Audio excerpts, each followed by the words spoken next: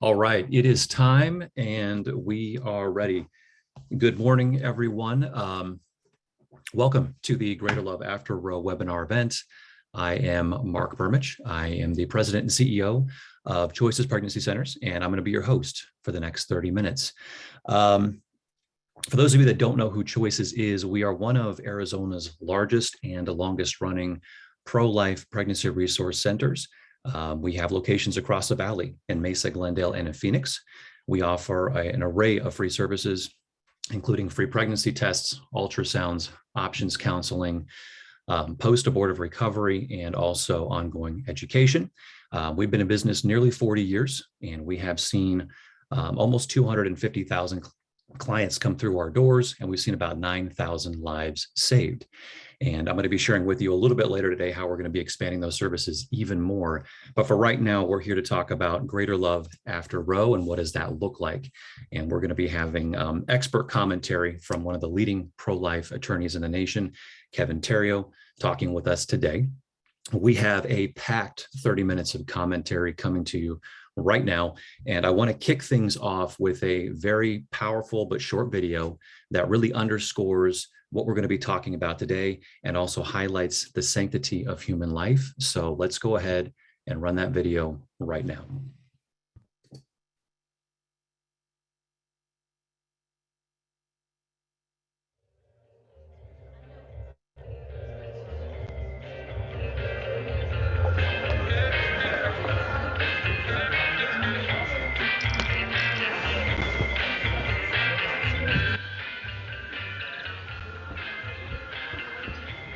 It's gonna be so hard.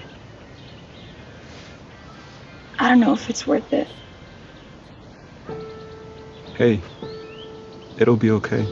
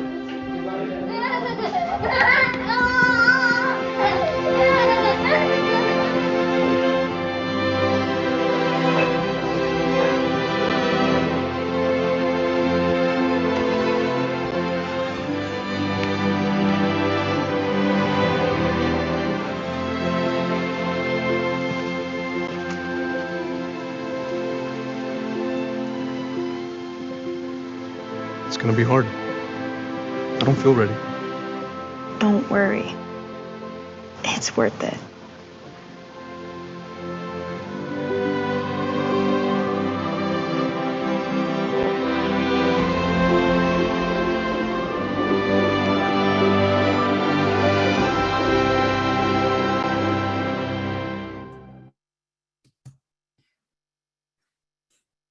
Yeah, I told you it was powerful, right? So our thanks to Alliance Defending Freedom for putting that together and allowing us to use it this morning. Perfect tee up to our conversation. I want to introduce to you right now Kevin Theriot. Kevin is a senior counsel for Alliance Defending Freedom. He is a leading pro-life attorney in the nation, recently argued the Dobbs case that went all the way to the Supreme Court. He is an expert on Roe v. Wade, and he is also a Choices board member. We're fortunate to have him. Kevin, thank you so much for joining us. Thanks for having me, Mark.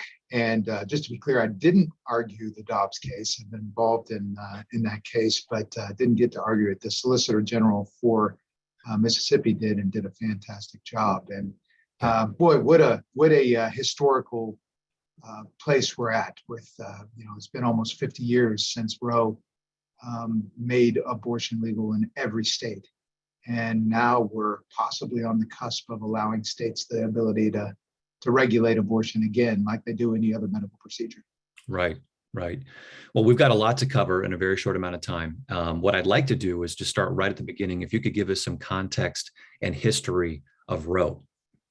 Sure. So back in 1973, many of you all know that Roe v. Wade found a right to abortion in the Constitution. And that was a big deal, because obviously the right to abortion isn't found in the Constitution. They read it into the 14th Amendment due process clause. And about 20 years later, in the Casey case, which you all probably are aware of, Planned Parenthood versus Casey, was a challenge to a Pennsylvania law that placed regulation on abortion. And many hoped that the Supreme Court would undo the mistake they did with Roe of discovering this right to abortion, but they didn't. They allowed states a little more ability to regulate abortion, but they really confused the issue. They brought in tests that were hard to define, and so the Supreme Court, for instance, in that Casey case, upheld a 24-hour waiting period and said that was a reasonable regulation on abortion. It wasn't an undue burden. But just recently, a judge in Tennessee, a federal judge, said, well, but the 24-hour burden in Tennessee was not constitutional. So it goes to show you that there's a lot of confusion about how states can regulate abortion. And so what happened was the pro-life folks decided, well, let's put something before the Supreme Court that can allow it to not necessarily overturn Roe, because we thought the justices may not be ready to do that, but they would at least give the states more power to regulate abortion and make the law a little bit more clear. And so Mississippi enacted this 15-week bill, and with the idea that the court could take it, get rid of these vague tests that they put in place with Casey, and then allow states to regulate abortion more, to eventually set the stage for overturning Roe. Okay, and you've kind of already started to go there a little bit, but if you could give us an overview of what's being argued in the Dobbs case, the significance of that, and what are the potential outcomes of that? So the significance is that Mississippi has this law that regulates abortion in all but the situations where the life of the mother is at stake, or there's a severe fetal abnormality. And that, under current Supreme Court precedent, is not allowed. It regulates abortion prior to viability, and it does so in a way that eliminates most abortions. And so what's at stake is trying to get the court to get rid of this viability line, allow states like Arizona and other pro-life states to regulate abortion more, and possibly actually overturn Roe. And of course, that's one of the options. The court could completely overturn Roe. Probably before the oral argument on December 1st, I would have said that was unlikely. But after the argument, it looks like there may be 5 justices, and only needs 5, that may be willing to overturn Roe completely. Another option is they could uphold the law and just allow states to regulate abortion more freely, which would be another big win. And it's possible that they would just uphold it outright and say this 15-week regulation is constitutional. Of course, they could affirm the Court of Appeals decision to put the law, to strike down the law. Most people, even people from the pro-choice or pro-abortion side, think that's unlikely. But another option is they could articulate a new test, make it easier for states to regulate abortion, and then send it back down to the trial court in Mississippi and let them redo the analysis. So you mentioned some five Supreme Court justices, if I heard you correctly. I did. I know we've got Barrett, we've got Kavanaugh, Roberts, and the others. Can you kind of give us some insight into where they're leaning or why you think your opinion has changed on that? Right, right. So the Chief Justice is very concerned about the legacy of the court, and rightly so. He doesn't want the court to be perceived as this political entity that changes its opinions when an election changes.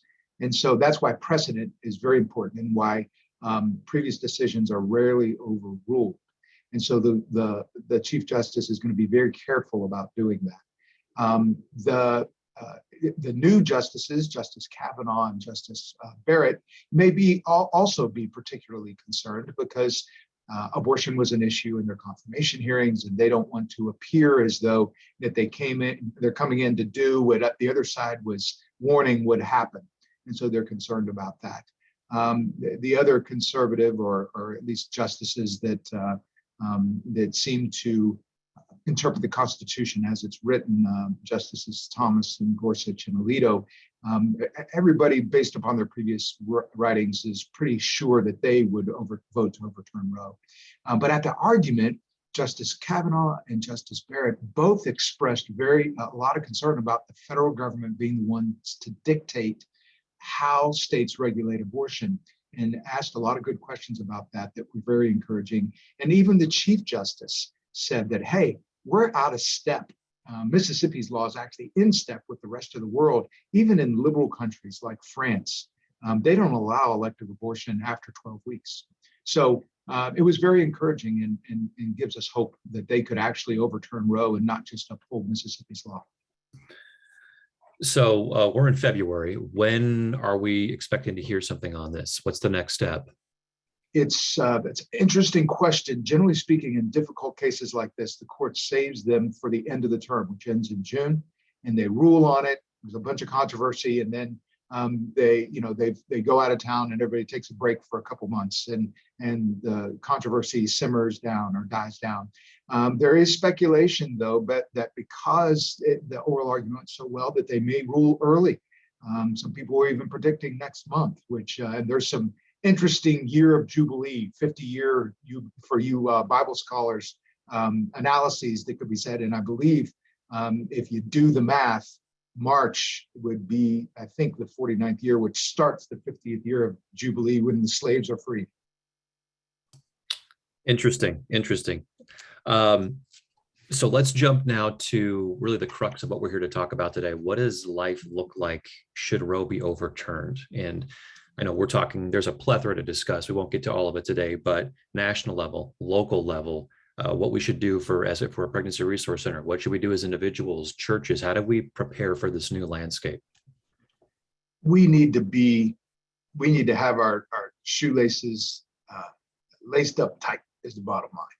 And that is because even when Texas recently enacted a law that severely restricted abortion the demand for pregnancy center services and for some pregnancy centers went up 175%.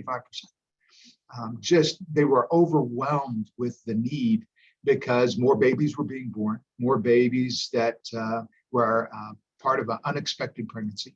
The need for not only the moms, but also for the dads to have the services that pregnancy centers offer, everything from counseling to parenting to the actual resources like diapers and paying rent and all the things that the choices and other CPCs do.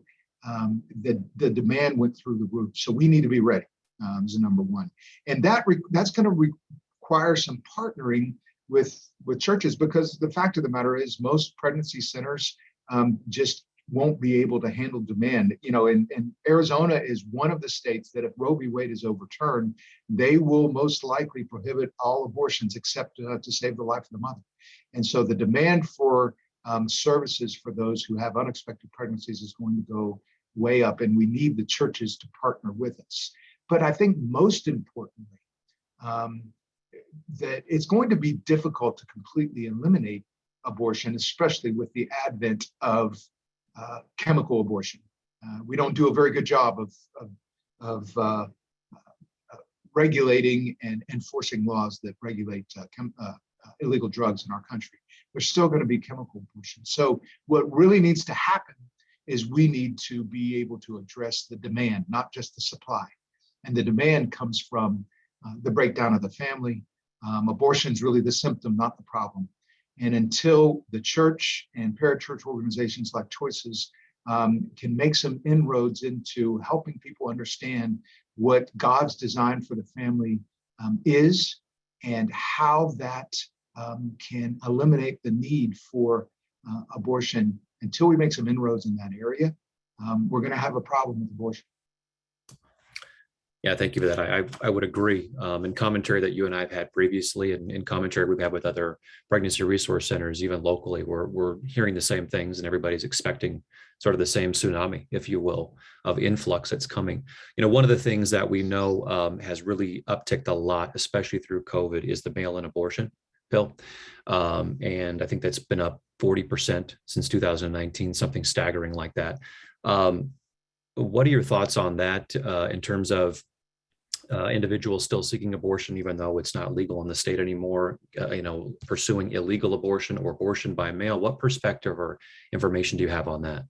Right. So in some states like Iowa, chemical abortion is 60% of the abortions that are happening. And it's increasing across the board in states. And of course, the abortion lobby realizes that Roe v. Wade is on the chopping block and won't last forever because it's just a bad decision. Even those who are pro-abortion admit that, like Justice Ginsburg, admit that Roe v. Wade was wrongly decided and wrongly reasoned. They realize that it's coming, and so they're putting all their eggs in the chemical abortion basket, so to speak. And so being able to regulate that and get laws enacted to regulate chemical abortion on the state level is really important, because right now the FDA has taken steps to roll back the regulation. The REMS is what it's called, the regulation of chemical abortion, and make it easier to get, like through the mail, even though it's a very dangerous drug. So we need to take steps to educate women about the dangers of chemical abortion. It's not like taking Tylenol, like the other side tries to say. Anybody who's seen Abby Johnson's movie, the name of it escapes me. Unplanned, right? Unplanned. All indications are that was a very accurate depiction of what happens. It's a big deal, and it can be dangerous and can lead to death. So pregnancy centers should be on the front line of educating women, not only about the dangers of chemical abortion, but also why they don't need it. Mm. And at Choices, we are working on the abortion pill reversal program that we're looking to launch in our centers in a couple of months, and then also an aggressive education campaign that goes around that as well. And yeah, you're right. Actually, on Plan C's website, which is a supplier of the abortion pill by mail, one of their quotes is, "It is, quote, safer than Tylenol," to your point. Mm-hmm. And nothing could be further from the truth. You mentioned the church. I'd love to hear some of your deeper perspective on that. We understand that the church's role is vital. We view a lot of what we do here at Choices, excuse me, as being triage to get them into a church or some sort of community that can support them and help them. You and I've had some offline conversations about the church's role and engagement. I know you have a passion for it, as do I. What do you think that looks like? What do you think the inhibitors or the roadblocks are to getting the church to really stand up to where and fill the role that it needs to fill in the local communities? The first challenge and the first roadblock is helping pastors and other members of staff of churches understand that it is a problem, and that the abortion rate, recent polls that conducted by CareNet. So these are pollsters that are favorable to us, indicate that the abortion rate inside the church is the same as it is outside the church, and the statistics are alarming. That many of the women who have abortions have been to church in the last month. They're not just members of church that never attend. And what's probably even more alarming is that the fathers of those children are also attending church on a fairly regular basis. And they are encouraging the mothers, usually their significant others, sometimes their wives, sometimes just their girlfriend. They're encouraging them to get an abortion. And the statistics show that one of the primary, if not the primary indicator of whether a woman with an unexpected pregnancy will choose to have an abortion is, what does the father want? And if the father is ambivalent or is actively encouraging her to get an abortion, the chances are she will get an abortion. So the church has some work to do, not only to help women understand the depth of choosing abortion rather than choosing adoption, but also helping fathers understand that they have a role to play, that society's wrong. The idea that no uterus, no opinion is actually not true. It actually doesn't even reflect reality and shouldn't be true, because men have an important role to play. They need to step up to be the husbands and fathers that God's called them to be. And the church is the primary place where they can learn how to do that. Yeah, that was well said, and I 100% agree with that. One of the programs that we offer at Choices is Hope and Healing. That's post-abortive recovery help. And you're speaking to sort of the impacts that are going to happen of individuals or women that have these chemical abortions. We have women who come in who've had abortions. They need help. They need spiritual help, emotional help. I bring up Hope and Healing because that's kind of been an inroad for us, kind of a backdoor inroad into present that solution to churches to allow us to host that on site on their facilities, and also as a way to educate them on what is actually happening. You mentioned, the 38% were regularly attending church that have had abortions, that the abortion rate is the same inside the church as it is outside. And that lack of awareness for a lot of pastors is very real. But we're making inroads through Hope and Healing and other programs to try to educate them on what that looks like. From your perspective, from where you sit at Alliance Defending Freedom, are there any sort of initiatives or any other organizations that you're working with to try and educate local pastors and churches, or is it really just the responsibility of PRCs like us throughout the nation? So ADF is working on, we have what's called the Ministry Alliance. The churches can join. It provides resources, and it provides legal advice in certain circumstances for churches. And one aspect of that is one of the resources that we offer through that program is CareNet's Making Life Disciples. CareNet has a curriculum that they've put together that helps churches encourage parishioners to get involved with the pregnancy center movement, to be supportive, and to help make that conduit from pregnancy center to church a little more easy to navigate. So that is actually offered on our Ministry Alliance members at a discounted price. We also we have a church alliance. Hopefully I didn't misspeak on that, and a ministry alliance where pregnancy centers can actually join and be a part of, and hopefully that will help facilitate that too. But I think CareNet's curriculum and those like it, Embrace Grace is another organization that is providing avenues for churches to get involved with pregnancy centers in very practical ways. And I know, Mark, you've talked about implementing some of Embrace Grace's opportunities here at Choices. Yeah, we certainly have. And like I mentioned earlier, our end goal and desire for our clients that come in is we want to get them into some kind of community that can support them. We happen to believe that the ideal community is the church community, whether that's inside the brick and mortar or whether that's through a small group that can walk alongside them. And that's really what we're unpacking this year at Choices, is what we're calling our Bridges initiative, to bridge the client from Choices into a Christ-centered community. Going back to, you mentioned Embrace Grace. We love Embrace Grace as well, and what that program offers. My mantra is don't reinvent the wheel. Embrace Grace has a fantastic model that we think would parlay beautifully in that Bridges scenario, working with the churches as well.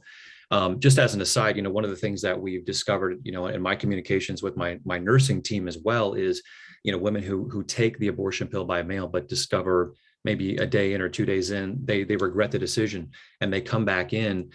There is a whole onslaught of emotional trauma that is taking place that I think a lot of PRCs, even here at Choices, we're not necessarily equipped to handle right here now today, but it's definitely something that we're going to need in our arsenal as we walk down this path. That's right. And of course, the other side, the abortion lobby, is fighting abortion pill reversal tooth and nail because they don't like the narrative that the reality that some women regret their decision. They want it to appear that women always know that they want an abortion. They're always happy with their decision, and taking the abortion pill is because it's just like taking Tylenol. There are no repercussions or ramifications, and there's no reason you should be afraid. But the reality of abortion pill reversal, in that thousands of women choose it and have been successful in stopping the chemical abortion process, upsets their narrative, and that's why they're so against it. Yeah, 100% agree with that, right? We don't want to change the narrative. Yeah. So, Kevin, we have a couple of minutes left here. Is there anything that you want to hit on that we have not discussed already as far as what this post-Roe world might look like? Yeah, I think one of the things that we're going to need to talk about is the prospect of encouraging our state legislature and other government programs to increase support for families with unexpected pregnancies. And as a conservative that is in favor of limited government, that's something that actually sort of goes against my general bent. So we need to start talking to people like me to say this is needed. This is something that we're going to have to do if we're not going to have abortion until the church gets caught up with teaching people about how to live so they don't need abortion. We need programs in place to support pregnancy centers and other facilities that are providing help to families that aren't prepared to take care of these unexpected pregnancies. That's excellent. Thank you, Kevin. Well, believe it or not, Kevin, we are already out of time, and I could talk with you for another hour and a half, as I'm sure you probably could too. Thank you so much for your time and for offering your perspective, your expertise, for giving us some tangible action items and things that we can be on the lookout for and things that we can be planning for, both as individuals and a PRC. So thank you very much, Kevin. You're welcome, Mark. It was a privilege to be on with you. Thank you. All right, I'm going to hand things over right now to Josh Chumley. Josh is Choice's Chief Advancement Officer, and he is going to wrap up our time here today. Josh? Yes, thank you, Mark. What a compelling conversation that we are having. And, as we close this out today, we're going to close out in prayer because that is the most important thing. But before we do, there are some key things that we want you to know, even the staff that's on this call. We want the staff to see how they're being used. As we look at the impact last year, you can scan this QR code for our ministry partners on the call or our staff or our volunteers, and you can see how God is using you because he's using all of us to save lives each and every day. Women deserve better and babies deserve a chance. And as you can see by these statistics here, over 3,000 pregnancy tests, almost 2,000 ultrasounds, 306 decisions for life, 88 decisions for Christ. It's incredible to see how God has used this last year, even when we were down to 2 centers until Phoenix opened in October of last year. So you can scan this QR code. If you're watching this on the recording, scan it. It'll take you directly to a page that's going to show you more of how God is using the finances of this ministry, because we want to be very upfront that we are debt-free and we are using every dollar to steward it for the kingdom. Our next slide is really to announce to you some upcoming things. So Walk and Worship Weekend, and I'm excited to announce this to the staff that are even watching this, and if they watch this on the recording, you'll probably hear this at the staff meeting on Wednesday, but for our ministry partners that are watching this live or recorded, Walk and Worship Weekend is May 6th and 7th. Well, what is Walk and Worship? Well, we want to worship on Friday night the 6th at the Glendale campus of Dream City Church, and we're going to bring in Jordan St. Cyr. If you don't know him, we're going to get some information. He's got top hits across Christian radio. He'll be leading us in worship that night. We have the pleasure of having Dr. Bill Lyle, prolifedoc.org, who does incredible work on babies and around abortion pill reversal. It's just an amazing night that's going to happen. And then on the 7th, we will be having our annual walk. This year, we're all back together. And so we want you there. We want you a part of this. It's going to be a powerful weekend. Invite as many people as you can to this Walk and Worship Weekend. We will be sending out announcements very soon. You can also text live to that number there below, and you'll actually get text alerts. We're not going to blow up your phone, but we do want you to get prayer requests that are coming up and announcements that are coming up. And finally, I'd like to take us to one last thing where, how do you want to get involved? Well, no, one, we're about to pray, but pray for the outcomes of this case that we discussed today and the safety and health for all of the women and men that work here. Volunteer, get involved. We need you. We want you to be a part of this tribe at Choices and life-changing events that happen each and every day. And finally, you can donate. You can scan that QR code. And again, every dollar that comes in, we steward it for the kingdom. And praise God, we're having a banner year financially that allows us to do the things that Mark discussed earlier in this call, that we can go into deeper parts of this city. And really, we just praise God for the abundance that he's pouring out on this ministry and this organization, and you are a key part of that. So, Father God, we just thank you for today. We thank you for the blessing of working in life. And we want to love people to life, just like you did, Jesus, when you walked on this earth, and now you live in us, that we can celebrate that life. Lord, will you give us encouragement on the days that are hard when we're doing this work? Will you just bless the ministry partners that are on this call? I ask for health provisions. There are just so many health issues out there right now. God, we thank you that we do believe, your will be done on earth as it is in heaven. And we come in agreement with you on that. We thank you for this day. Bless this week. And we thank you for your son. We love you, Jesus. In Jesus' name, amen. Thank you all, and have a great week.